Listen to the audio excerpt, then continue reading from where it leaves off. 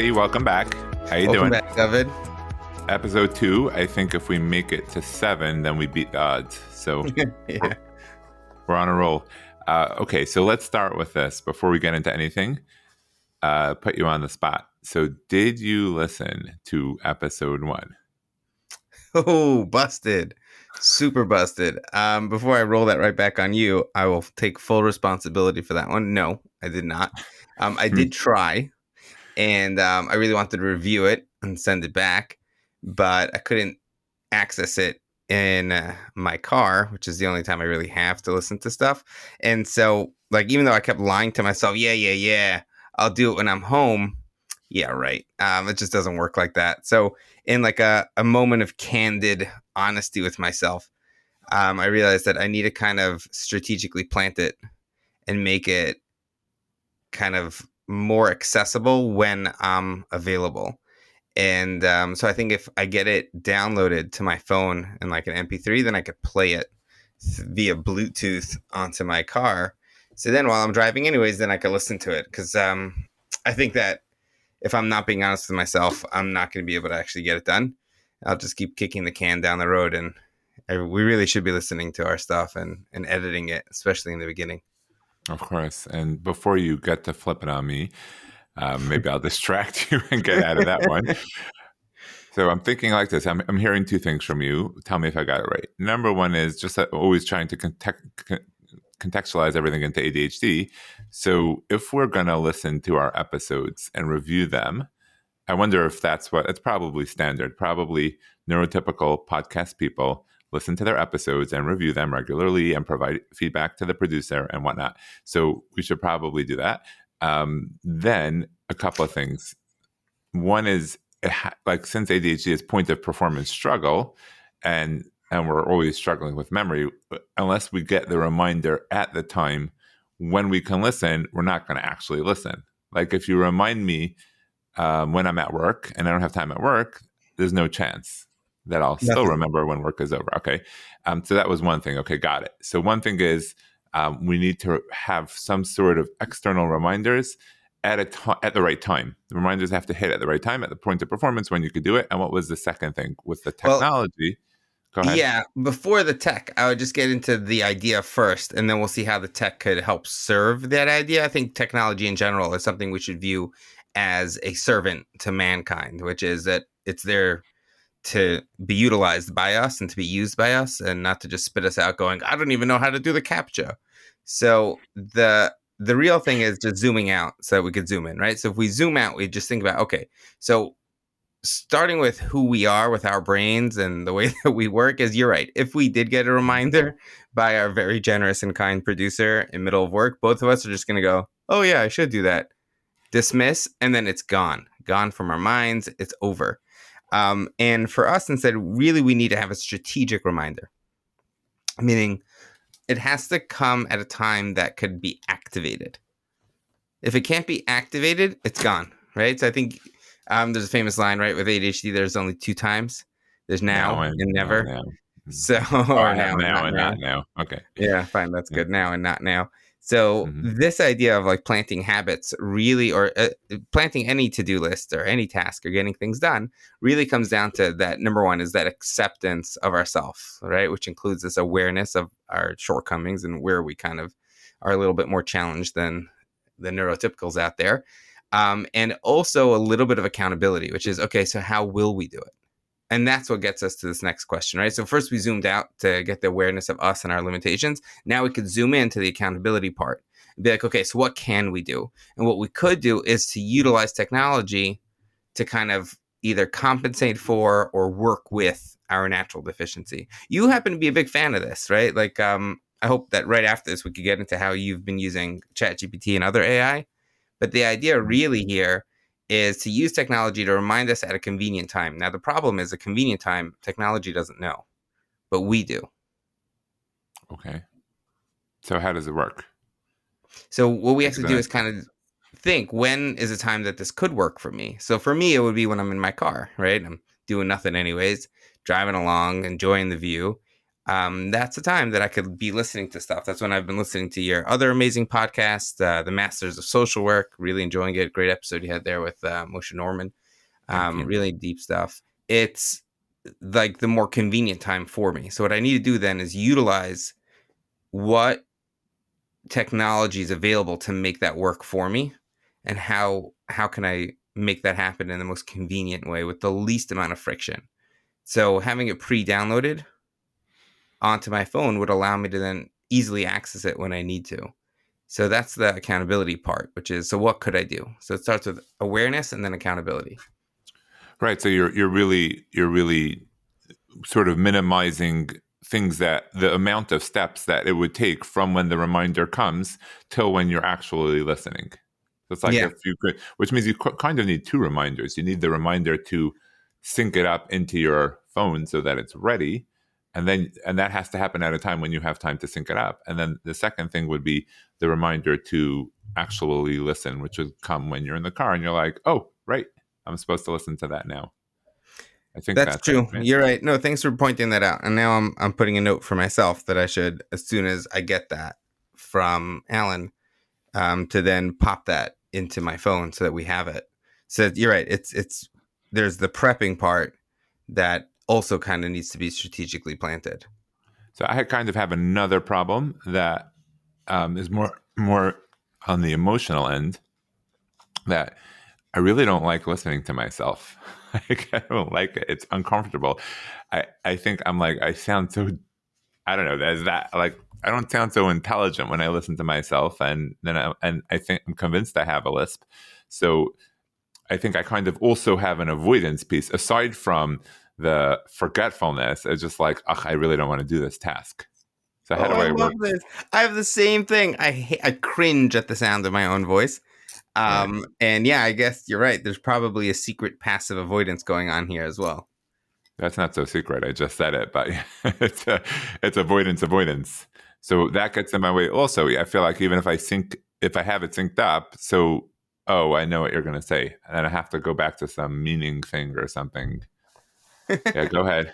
No, it would be the same old, at risk of becoming boring. It's again zooming out, right? Like, what is so bad about listening to my own voice, right? So for Okay. me, it's that I just feel like I sound like a dope. Mm-hmm. And so let's say I do feel like a dope. So I sound like one. I feel like one. All right. And is that so bad? Like, the path to success is forged through discomfort. True. And we don't have to actually publish the episode. We could just keep it between us, and then it's less overwhelming, less embarrassing. Okay, I got it. So basically, if we get the reminder at the time when we need it and we have it ready to go, then it doesn't mean we're going to listen, but it dramatically increases the likelihood that we'll get it done. Yeah, which is a great point for ADHD. Like, all the shticks and tricks for ADHD, there's no surefire guarantee ever. That's the only guarantee. That there's no guarantees. There's nothing that could ever make us do something. Because Right. we have the blessed unique gift of somehow being able to be creative enough to get out of doing anything and everything that we need to do.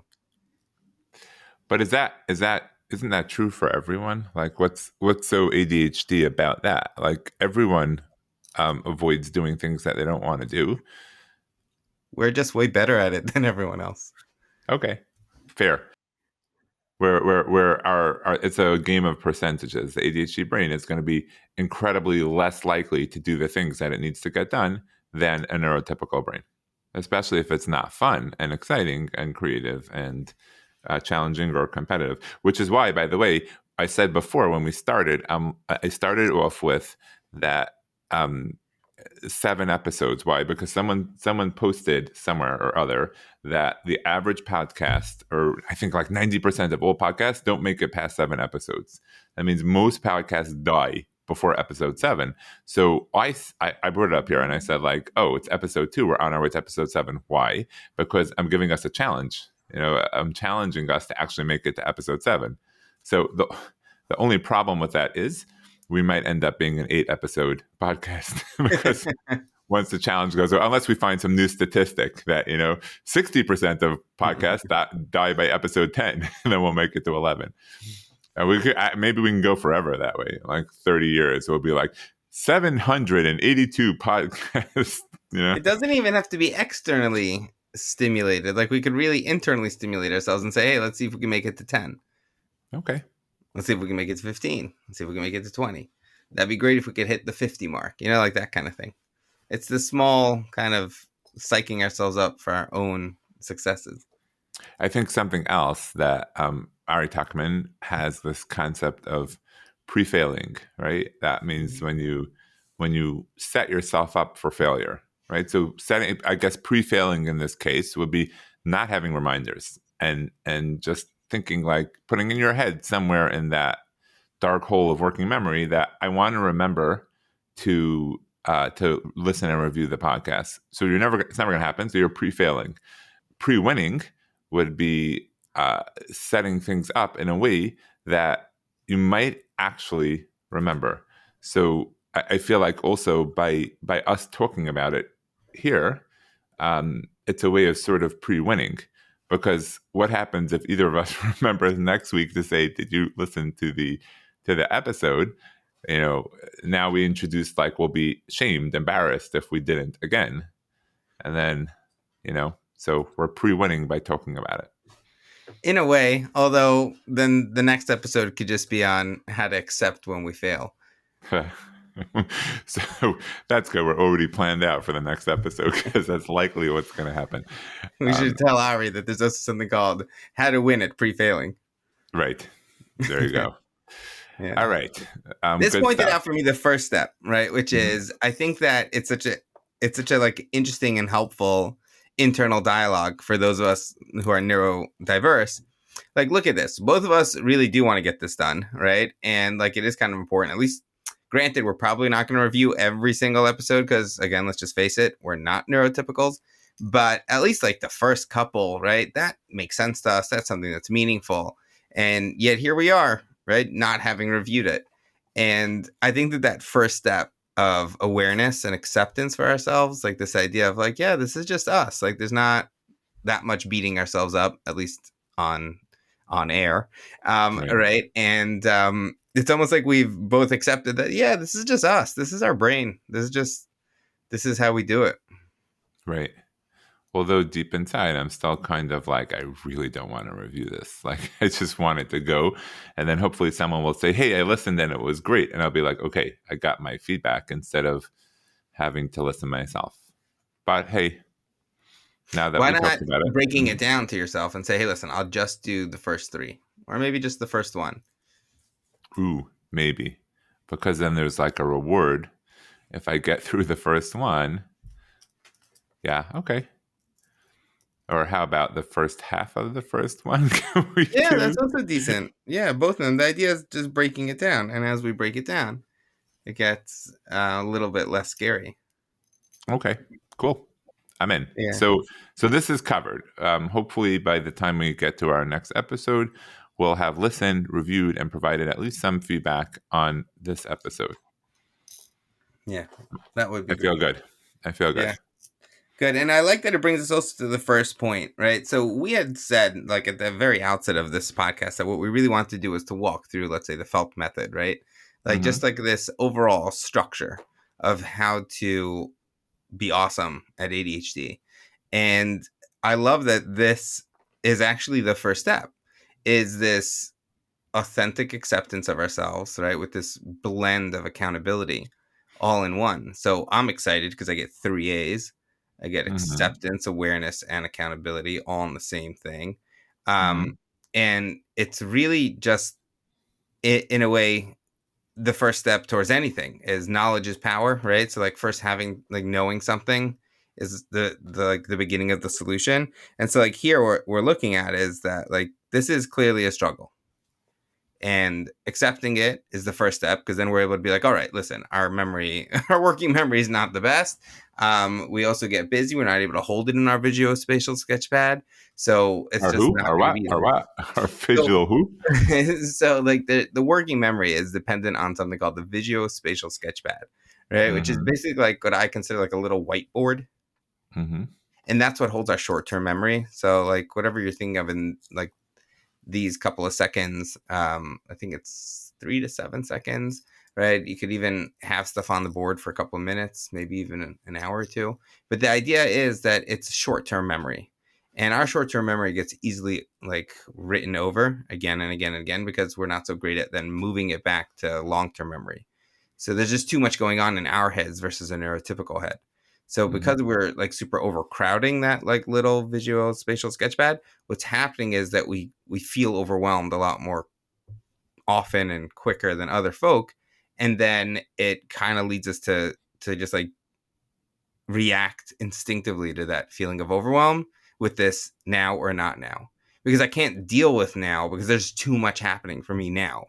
So I'm out. Avoidance, checking out. Got it. So the metaphor that I think of for this is like I think the neurotypical person got a whiteboard and people with ADHD got a post-it note. So it's much smaller. Like we can't keep too many things on in the first place, and we got like a vanishing ink pen to write with. So anything we write disappears pretty quickly. Instead of it's not like a permanent marker, and there's always more data coming in. So we have to sort of start erasing things that we plan to remember, Yeah. which is I think why that's like my classic story that I think of is like you're talking to your wife on the phone, and you get a click from I don't know a colleague, and you say, "Hold on, honey, one sec. Let me talk to my friend. I'll be right back. I'm just going to tell him I'll call him right back." And then you say, "Hi, hi Shem, what's up?" And next thing you know, you're in a conversation, and you're in a 20-minute conversation, and then when he finally hangs up, your now irate wife is like, "Hello, hello," and you forgot she exists. Um, Not that so that's ever happened to any of us here. no, no, it's just a story. Like nothing personal. But yeah, so okay, so but you're using a fancy term which I like, visual spatial something or other. Sketchpad. Sketchpad, right? The visual spatial sketchpad is why we so okay, so that brings us to the triple A's. Triple A's is acceptance, which I got. Okay, accepting that this is me. Well, I'm being a bit confusing because I just kind of merged two things. I think we should start with Right. the cycle of ambiguity first, because this is basically ambiguity, right? Ambiguity is confusion, right? And that comes from not being able to hold so much. I really like your example of the post-it note because it's ambiguous when you have like a post-it note that then like is tiny and can only hold a little bit and then it's gone. It fell off the fridge or off your computer screen and now it's gone. You're like, wait, where was that password? I know I was supposed to call someone. Who was that? Where did I scribble it? Don't start me on passwords. Yeah. Hmm. So, um, it's so funny. Yeah. I just feel like all of my passwords are so easy for hackers to guess because they're basically the same style every single time because of my ADHD. And then like if I can't remember it, it's just not no use to me, right? So I'd much rather risk hackers getting all my stuff than me never being able to get into my own stuff. Yeah. Dr. Nachi felt one with a capital Dr. D. Nazi felt two. Right. Yeah, each time. Guys, anyone want to get into the felt bank account? Both. There you go. It Yeah. won't be too hard. So that's Yeah, the whatever. first step is recognizing that this like ambiguity, right? And that it's caused by all of our prefrontal cortex deficiencies, which is when we have these executive functioning challenges, like you said, on anything that's not one of David Becker's 4 C's, which if you don't mind just Might reminding be us, what are three. the 4 C's? Right. So yeah, if there are four, it's creativity, something that's new or novel, challenging or competitive, right, which might be a merge, and crisis, which is urgency. So if So it's those not are the one of those four, we're much less likely to remember it. And so therefore that will lead to our executive functionings not being as online as they would be for the 4 C's. So that often leads to this sense of confusion of I'm not really sure what's happening, meaning our brain's not processing or working in full top form, and therefore we're left a little bit more confused than we would be in general. Now, ambiguity is not a horrible thing, right? Again, we use ambiguity as one of our assets, actually, right? So one of the ways I describe ADHD is that we have like a freeway. I grew up in California where we had these things called freeways. So it's like a highway, like an East Coast highway, but like 10x. No tolls. It's free. Right. And it's Right. got like 10 lanes, 5 lanes in each directions. Awesome. Palm trees along the side, nice weather, not nearly as much trash. It's just really, really great. So everyone else is kind of working with just a regular highway, which is 1 lane going in, 1 lane going out. And so for them, it's a lot more calm, right? Because they only have to remember this lane in, this lane out, and that's it. So for a neurotypical, life's a little bit more simple. But for those of us who are neurodiverse and we have this freeway of information flowing in and out, there's a lot of data that's just running on that super highway. So for us, it's obviously confusing sometimes, but it also gives us the gift of creativity because we see so much more at the same time. We also have what people call out of the box thinking. How did you think of that? Because my brain is always all over the place, but it's not really all over. It just means that I see so much more than everyone else. So it's like a blessing and a curse, which is like almost everything in life. But if you see it that way, you realize that like our ambiguity is not necessarily a bad thing. Ambiguity is what allows us to start searching through data to explore situations, looking for novel ideas and different ways to kind of get into something. So ambiguity, right, which comes from our unique brain, our more kind of complex, neurodiverse brain that has this unfiltered kind of aspect to it, right? The same way that we can't hold ourselves back from asking someone, hey, are you pregnant? Right? Don't do that. Right. So like that kind of thing where we don't have a filter preventing us from like things coming out of us also means that so much more comes into us as well, meaning we're seeing so much more, right? This is also how I explain rejection sensitivity dysphoria for Oh, God, one thing at a time. I'm getting ambiguous. You're overwhelming me. Hold on. So this the cycle of ambiguity means starts with ambiguity, which leads to okay. anxiety, and then avoidance. So right now, at this stage of ambiguity, I'm explaining how it's both good and bad. It's not necessarily a bad thing per se to have ambiguity. We How are you? explained the source of it, which was right our prefrontal cortex struggling to process all of this information. So since you have information overload and there's so much coming in and you can't process it, which is possibly because of the working memory deficit, because your post-it doesn't have room for so much information. So therefore you become ambiguous. You don't know what to do, right? That's what you're saying. You don't know Yeah, what to choose. You don't know how to act in the moment because there's so much going on. So you have like, yeah, you're on this freeway. You don't know which lane to take. Yeah, that's yeah. it. And Okay, you you don't don't know know how which to lane to merge take. into this one. You're afraid of the car coming in from the other angle, right? From that other lane. You're also distracted by the Bugatti that's in front of you, right? And you're also super jealous of the guy driving a convertible top down, hair blowing in the wind. And you're like, oh, that looks awesome. So there's just so much happening. And so that makes you do nothing or do the Well, wrong let's get thing. to how it gets you to do nothing. So that leads to anxiety, right? Like to this discomfort of, wait, I'm not sure. Wait, which lane am I supposed to be in? How am I getting to that exit? Oh, wait. Oh, sick car, right? Like the idea of like, I'm just kind of confused and not sure Floating. how to Right. do it, but I'm also worried that I don't want to get into a car accident. I don't want to get lost and then have my, GPS say rerouting 17 more minutes, right? And then us Mhm. getting mad at ourselves with the, oh, why am I always missing the stupid exit? So that's Yep. the anxiety part, which is where we start being actually afraid of the problems that come with like kind of being overwhelmed and confused.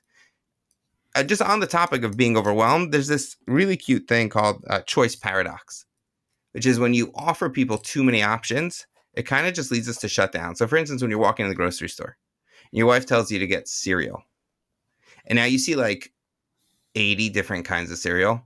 Each one has like the brand name, 3 different generics, the store brand, right? And then like the cheaper one that's on sale, but you're not sure if it's smaller and just says family size on it, but it's the same amount of cereal, right? So you're kind of confused. It's just too much. So you end up just always going with like Honey Nut Cheerios every single time, right? The idea is you're smiling. I'm smiling because I'm thinking that I was in Israel. I totally relate to this. I was in Israel and I saw they had a restaurant that sells one item, French fries. Like, and I thought Chips. that's genius because I can go to a restaurant and get overwhelmed by the menu and have no idea what to choose, right? Like I have to, especially in Israel, like the words aren't even in English, and I have no idea what a gavuna toast is. Um, and I'm like, okay, cool. This I can handle. It's a restaurant that just sells French fries. But then I got in there and I see, yeah, they just sell French fries, but there are 6 types of fries and 40 different dips that go with the fries. That was the end of it. But yeah, go ahead. So The choice paradox gets way harder for I us. got choice paradoxed. That was me. Yeah, you did get choice paradox. And it gets much harder for us when we have that working memory issue, especially if then we start feeling that anxiety that comes from the choice paradox. When we have too many options, we're just like, I'm feeling discomfort. And I go straight to avoidance, which is I try to get away from that discomfort by just choosing either the quickest option, the cheapest option, right? The Most fastest. familiar. Yeah, the most familiar option. Maybe that's why uh, um, maybe that's why schnitzel sandwich is the most popular item on every takeout place's menu, because it's just the safest thing to order. Like everyone knows, you like it, you get it, and you're too anxious to pick something else, because what if you don't like it? Right. And then I wasted my money. Right. And also, I'm And you're feeling too hungry gross to have another one, right? Because now, and like, hungry. already halfway in, because I was gonna, like, maybe after this bite, if I try another bite with a different sauce, it'll be better. And then it wasn't. So then you mix the other sauce with this sauce, and it's still not better. And then someone's like, "Why don't you put on kraut?" And you're like, "That's disgusting." But they already put it on your sandwich, and now you're just like, "Wait, what do I do now?" So it's just This is awkward. this is why I still have absolutely no idea what General Tso's chicken tasted like, because sesame chicken is a safe option. Everyone likes it, and General Tso sounds a little scary. I'll be honest. Like, I'm curious. I just don't think I'll ever order it because I'm trapped in the cycle of ambiguity. Now Yeah. I get it. Okay, so We have a we cute have rule at home, my wife and I, which is every other time we eat out at a restaurant, we try to order something new on the menu. okay. So hopefully one day I'll get there. The only thing is that, according to that, it will be 2 years before I actually order something new, because this year's restaurant will probably be a schnitzel sandwich. Okay, so we went from. Let me see if I could track back through your mind, because you're in seven. I feel like I'm in 7 directions at once. We started with the AAA, the awareness, acceptance, and accountability. That Which is somehow slid really us. all part of a different cycle, the cycle of agency, and we'll get there one day in one of our future Yep. podcasts if we make it past Nachi, our do me a favor. self-competition. Let me stay where I'm up to before I get totally lost. We went from the triple A's. Somehow that landed us into the cycle of ambiguity, because it's really connected. And the cycle of ambiguity got us into the choice paradox, which almost landed before I stopped you in the cycle of agency. So in the cycle of ambiguity, we're not even done with ambiguity, which I'm ambiguous about right now, because I'm not sure where we're going. We started with it starts off with ambiguity, which turns into anxiety, because you have so much going on your freeway. You don't know which lane to be in. You don't know what to choose. So you become anxious. So now I'm anxious. And then what's next? Avoidance. I don't want to be anxious. I don't like being in that gross, uncomfortable feeling. Okay, so cycle of ambiguity starts with ambiguity, overload, to anxiety, to avoidance. And that's the pattern that messes up your life, because you're always in that cycle. Good? Got it? Yeah. Let me just think it out a second. Hold on, don't go anywhere. So when I go into the restaurant, there's too many choices. So I become choice paradox. I become ambiguous. I don't know what to choose. And that makes me anxious, because I'm uncomfortable. I start worrying that I'm going to choose the wrong thing, or I start beating myself up for being indecisive. That's another thing that happens. I'm like, oh, every single time you go to a restaurant, you look at the whole menu for 20 minutes and then you pick a schnitzel sandwich, right? So now I'm anxious about that. And I'm trying to dear myself to pick General Tso for the first time. And then, okay, so that becomes avoidance. And avoidance means, I guess in this case, avoiding doing something that I want to do, which is pick something different and staying with the thing that's safe, which is the schnitzel sandwich. Okay. And that is the choice paradox. That's the cycle of whatever, a cycle of ambiguity. And that ties back to the 3 A's, which is acceptance, awareness. So now we've got some awareness going, because I'm aware of what's going on in the moment. I understand that I'm trapped in the cycle of ambiguity. And what was the 3rd A? Was it action? Was it Which one? For the cycle of ambiguity, or for just no. The 3 A's. You said there's 3 A's. There's for how to actually get stuff done.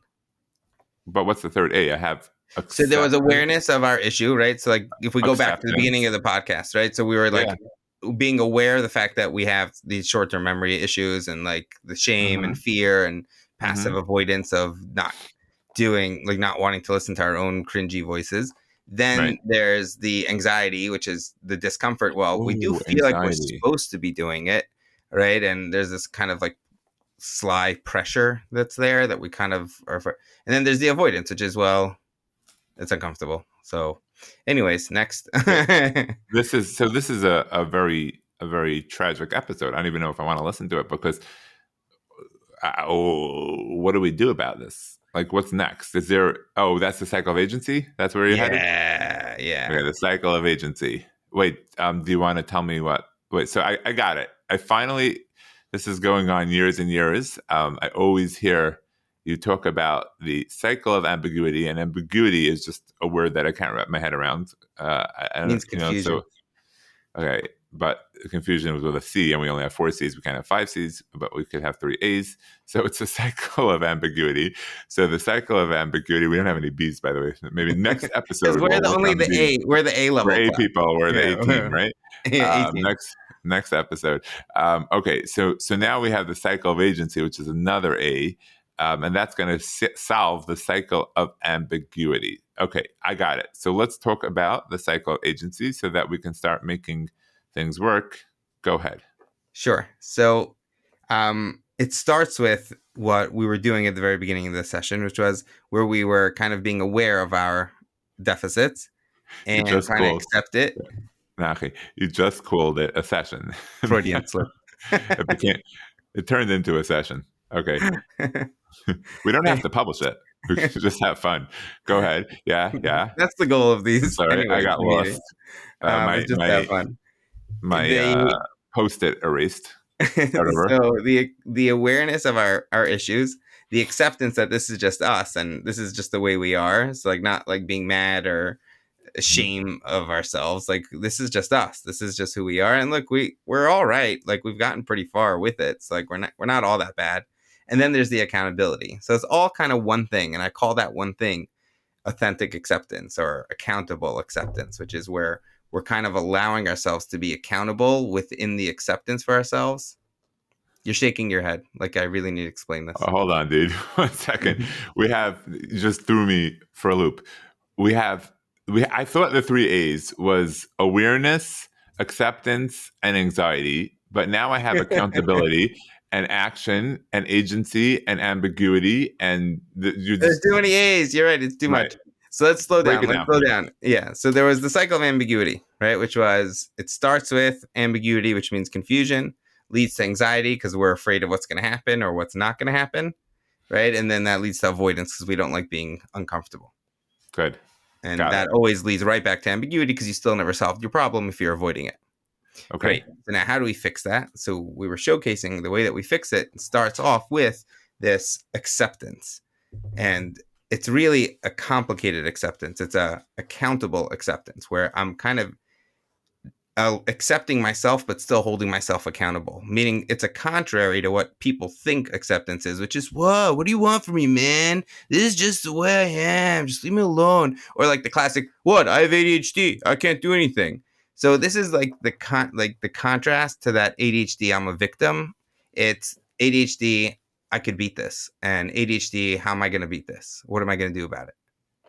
That's probably the biggest thing that like the biggest turning point for anyone with ADHD is this piece is going from I guess a radical acceptance.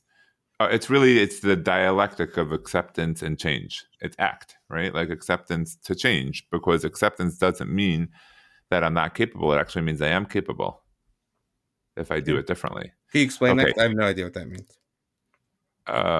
So there's radical acceptance, which means that it is what it is. I'm done because this is who I am. I have ADHD, and then I guess that's the difference between explanation and excuse. So ADHD becomes an excuse. It's like I can't be accountable for any of my actions because of ADHD. So what do you want from me? Got it. I would call that resigned acceptance, where I basically gave up. Surrender. Yeah, surrendered acceptance. Yeah, I don't Surrender. Really Because it's a S and a I know. R. So let's do radical versus resigned. Radical acceptance versus resigned acceptance. To me, resigned, that's really what, is that what radical acceptance is? Because I keep hearing about ACT and radical acceptance, and I didn't think it meant resigned acceptance. Right. So we're probably right. We're probably more in the space of resigned than radical, because resigned would mean that I give up. Like there's nothing I can do and it's not my fault. And therefore, you know, we're looking for a blend. We're looking at what I'm hearing from you. We're looking for, yes, acceptance that this is really hard for me. That way I don't beat myself up emotionally, when I fail. But at the same time, it's motivating, an acceptance that's motivating, that I accept it, but I can do something about it, which is Yes. I think that's the acceptance and change dialectic, that I'm accepting the issue, but I'm also making change. And the change Yeah. is going to look different than what I would have thought of, what I would have thought it would be pre-acceptance. Pre-acceptance, the change means fighting, right? I'm fighting ADHD, and I'm gonna overpower it just by doing all the things everyone else does in the way that everyone else does them. So it's almost like if I think really hard, I'm gonna remember it. Like I'm gonna be very, very, very, very trying to remember, and Yeah. then I'll expand the map. Like I'm gonna expand my working memory, post it into a whiteboard like everyone I'm else. But now I'm really, saying, really wanting to, because I really want to, and I'm trying. Yeah. right, Which we all or know how that being ends. in denial, right? But now what I think you're changing for me is like, I got this. I have a post-it and I have a vanishing ink pen, but that doesn't mean that I can't function and that I don't need to function and that I can't help myself to function. It's not like, okay, I don't remember, so what do you want? I'm done. Like, don't give me shopping lists because I'm never going to remember them. It's the opposite. It's give me the shopping list, but let's do it in a way that is likely for me to remember and get it done. And no, it's not going to be perfect. Got it. Yeah. Like text it to me, like that kind of thing. When I'm in the store. Or yeah, or the point is, I'll leave my thing unread until I'm in the store, or I know to check my phone. Right. But yeah, and that's really what this acceptance is. It's the, I love that you brought up that phrase of explanation versus excuse, like viewing your ADHD as an explanation, not an excuse, because that's really what it's doing, right? What we're doing is we're leaning into ADHD as an explanation for why this is hard for me, and not an excuse for why I shouldn't have to do it. Right. Precisely. Good. We're on the same page. But Yeah, now that what? makes no sense. So Now now we're let's up to go cycle back. of agency.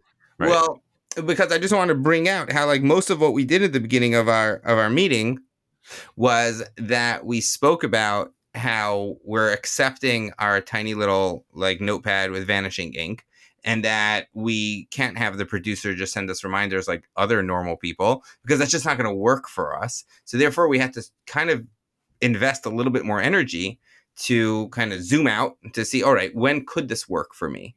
And if we could, right, that's what I would call the acuity, right? So the next stage Oh of no. the No. cycle of agency is creating clarity, right? Acuity is just a fancy word for clarity with an A. Um, yeah. I feel like you one time just Googled like every word in the world with an A and then went backwards and figured out something to work with the felt Of method. course. So there's like Yeah, of course. the 842 A's. Okay, so now we're up to acuity, which is what? So acuity is creating clarity, right? And the way you do that is by zooming out to zoom in, right? Which is okay. So now that I've accepted myself, right, and I'm having this like kind of accountability for myself that, okay, but I still want to do this. So Mm-hmm. let me zoom out. How could I do this? Okay. And then the next How could stage I? after that, right, is as you zoom out, you see, okay, well, I have this time when I'm in the car, right? When I have free time then and I'm bored. So I'm more than happy to listen to anything, even if it's my own cringy voice. So maybe it'll Mm-hmm. be a little easier for me to do the editing then, or to listen to it then, because I'm anyways in the car trapped. And if it's listening to, I'm going to be listening to something. So maybe I could allow myself to listen to my own thing that I really should do and really do want to do. All right, ready for a tough question? Hit me. Now I'm understanding a little bit about what's coming with the cycle of agency and how to get things done with zooming out to zoom in. But my question is, all of this takes time and space and strategic thinking. And if you're living in an endless cycle of now and not now, like that will always be not now. So like very, very nice that I could zoom out. But when am I zooming out? Like in the moment, I'm not zooming out. That's such a good question. Let's talk about it next episode. No, it's so good that I think we should talk about it now. All Let's right. think about it. Like, you're right. A lot of us are too busy to zoom out. And I think ADHD is a world that is the opposite of zooming out because you're living in the moment. So I'm just making my choices in the moment, and I'm not really finding time to think about, zooming out and how to get something done that I'm struggling with getting done. No? That is a good question. What would you say? So I have two things. Number one is like the easy answer is I can make this into an ad for coaching because, when you have a scheduled coaching time, that's probably what you would do with your coach. Zoom out, like I guess, and plan and then, figure out how to set things up in a way that you could implement them. And then I would say if I had to deepen that, I'm just going based on things that I've heard from you, maybe about your own life, is that then ultimately it's going to be about training yourself or restructuring your life in a way that you do the zooming out on your own. Like, Yeah. I guess scheduling zoom out times or something like that. Or conditioning your brain to naturally zoom out when you feel faced with overwhelm, meaning to train your natural reaction to overwhelm instead of it being avoidance to being zooming out. Because it'll do the same thing, the same structure, right? As I'm checking out of this discomfort now, right? Either by avoiding it or by zooming out of it. Okay, this just got really, really deep. So if someone, let's say, is listening to this, right? This episode is really the first step of awareness and understanding of what the future could look like, right? So that's like understanding and learning the process, and then where to go from here would be to start to implement this in your own life, because ultimately, I guess if you can train yourself over time to recognize when you're stuck in that cycle of ambiguity, right? So then you can remember, okay, now I need to zoom out and rethink it and then zoom back in. But how long does it take to train yourself to do that? Because I think in the moment, I don't like, it's almost like trying to teach a kid with ADHD emotional regulation tools. So I'll teach them tools and they'll get it and they'll know it, and then they'll get angry and forget all their tools and not use them. So it's not knowing what to do, it's doing what you know. So how do you cross that bridge between getting all this? Like, okay, I listened to this episode. Let's say I even listened to it on one speed instead of two speed. So I absorbed some of it, right? And now I got it, but now I have to implement this in my life. Like, I want to start zooming out more because it's not something I usually give myself a chance to do because I'm just living in the moment. How Nice. do I start that process? I guess I can go to a weekly coaching session or a twice weekly coaching session and start it there. But what if I can't? Like, what if I just want to try it? Great question. And the answer is one word: vaping. Does it start with an A? What, vaping? What? That's a Oh, V. got That you, doesn't right? even count. What?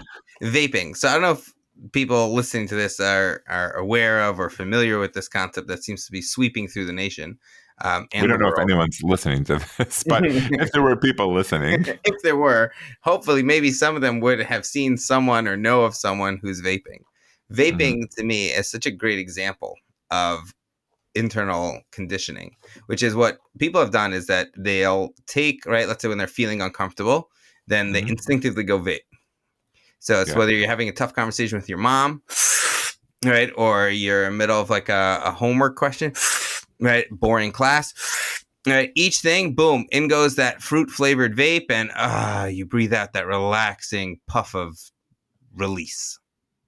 Good. Medication for stress.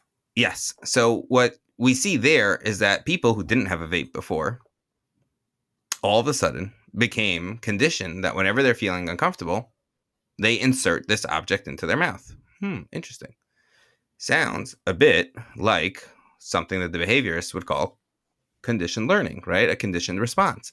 That when a person feels a feeling, they can then do an action. And it happens instantly. You see people that are vaping, they don't even realize they're vaping, right? People are like, it's like surgically attached to them, right? Vaping is everywhere. And it just shows that it's something that's very doable. That if we could train ourselves that when I'm feeling uncomfortable, I could go for a release. I could have a behavioral response and maybe even a cognitive response. So here in this case, what I like doing is linking that zoom out with a deep breath. A little bit of, mindfulness, new age stuff, right? Which is taking a deep breath, 3 seconds in, 6 seconds out, the same as if you would vape. Same thing, right? Sometimes the benefit of vaping is actually just the breathing, right? But the idea of taking that deep breath, yeah. And so whoever's listening, if there are people who actually listen to this, right, can do that right now as they're listening. I just did it. Yeah, it's 9 seconds. 3 seconds in through the nose, 6 seconds out through the mouth, like one giant vape. That's it. Now, what that allows us to do is what I've seen in the literature called the pause, right? The pause button, right? You're pausing the brain, right? And really, for us, pausing is something that enhances our ability because our brain never stops. So there is no real such thing as a pause. So what does a pause do for us? It allows us to be more efficient. It slows us down to be more present and in the moment. And that's when we can make those choices. That's when we can take it from being, I'm just a slave to stimulation. And what do you want from me? It's point of performance. It's about doing what you know and all the other amazing explanations of ADHD. The pause, right? Taking that deep breath, right? Doing that vape thing allows us to kind of reclaim our brain and make it ours again and do with it what we think will make us the best version of us, which in this case, right, could be to take that deep breath and zoom out. So you're zooming out during the deep breath or Yeah. after? So Usually let as me you're play this doing out. the Hang on. So I'm in the restaurant. I look at the menu. I get into cycle of ambiguity. And now I have awareness because I know that I'm in the cycle of ambiguity. And now I say, okay, I need to take a deep breath. 3 seconds. And I say, okay, acuity, agency. I'm sorry. Got the wrong A. Agency. I'm zooming out to zoom in. You got the right And A. It was acuity. acuity. Okay. So now I'm going to think about What do I really want? what do I really want? And that will help me to get that done. Okay. I would add in that deep Yeah. breath is the acceptance as well, right? So you're breathing in the acceptance. You're Right. breathing in this is me, and you're breathing out the So zoom out. that's how I'm working through that piece of like, oh, there you are again in the restaurant, not making decisions, and all that judgment I'm shutting down with acceptance. And that will unlock my ability to use the agency and acuity or whichever one to Acuity be comes able first. to, Agency is the to feeling you're going to get after you've zoomed out. Because once you've zoomed out, you're like, okay, I'm back in control. So bottom line is by next week, I will have to review this recording and try out General Tso chicken using all my cycles of whatever agency, Of A's. acuity, ambiguity. Yeah. All right. So let me see. Can I try an executive summary? Let me see if I got what I'm taking out today. I'm taking out, first of all, that we turned our podcast into a session. That was great. Yeah. So we talked about triggering reminders at the right time, which turns us into the 3 A's: acceptance, awareness, anxiety, ambiguity, acuity. And we went through the cycle of ambiguity, which is really about first feeling that ambiguous feeling of not knowing what to do on the freeway, from the freeway moving into anxiety because you're so anxious that you'll mess it up. And then moving into the cycle of agency, which is really about acceptance, and then turning that into acuity, which is really going to be about ultimately zooming out to zoom in, with the deep breath exercise helping trigger that. And then we talked about like, how do you get started with this? Like, how do you turn this into something that's actionable instead of something that's just theoretical? Did I get it right? Yeah, you rocked it. Not bad for a post-it size working memory visual spatial thingy and vanishing ink pen. I think it's fascinating and interesting and creative, and so I somehow was able to remember. Okay, Look, we Great got stuff. some of your C's, but then you said an F. Fascinating. Where's that? Oh, that fits in creative. And failure. Oh, that's what we're going to talk about next time, maybe. Failure, like how to be okay with failure, because if we pre-fail or pre-win, that's what I left out. Our Tuckman's pre-failing, our update of pre-winning, and we're going to pre-win. Have a great day. Thank you, Nachi, for your time. Awesome to see you. And Always fun. yeah, we're going to fail. We'll fail together next episode. Looking forward. Take care.